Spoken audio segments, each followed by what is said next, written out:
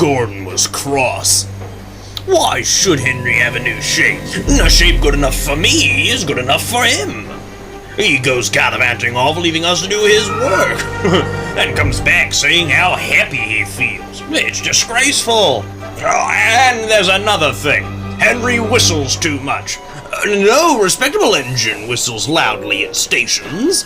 It isn't wrong, but we just don't do it. Poor Henry didn't feel happy anymore. Never mind, whispered Percy. I'm glad you're home again. I like your whistling. Goodbye, Henry. We're glad to have you with us again, but remember what I said.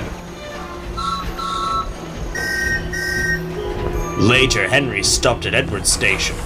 Hello, Henry, said Edward. You look splendid. I was pleased to hear your happy whistle yesterday.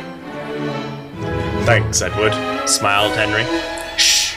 Can you hear something? It sounds like Gordon, and it ought to be Gordon. But Gordon never whistles like that. It was Gordon. He came rushing down the hill at a tremendous rate. He didn't look at Henry, and he didn't look at Edward. He screamed through the station and disappeared.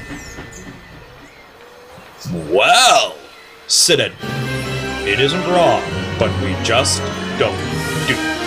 And he told Edward what Gordon had said.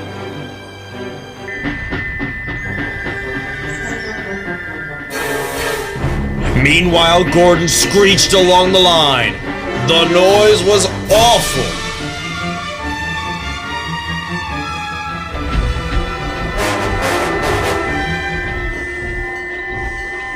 At the station, everyone covered their ears. The fat controller covered his ears too. Take him away, he bellowed, and stop that noise! Gordon puffed sadly away. But he wouldn't stop whistling until two fidders climbed up and knocked his whistle valve into place.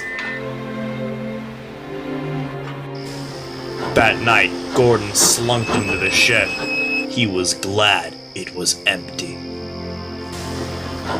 It isn't wrong, murmured Henry to no one in particular, but we just don't do it. No one mentioned whistles.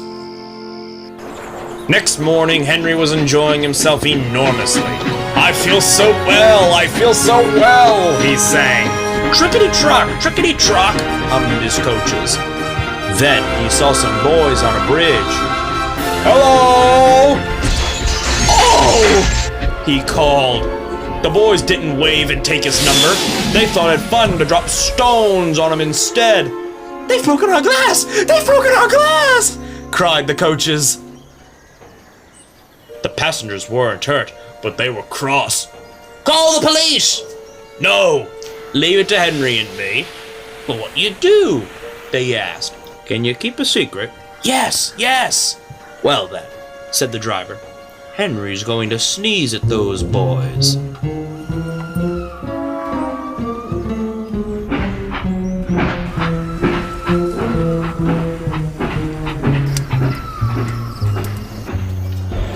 Lots of people were at the station just before the bridge. They wanted to see what would happen.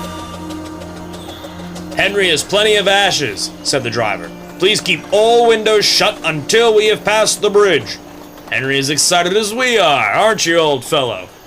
Henry felt more stuffed up than excited.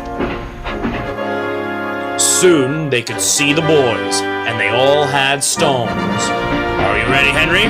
Said his driver. Sneeze hard when I tell you. Now!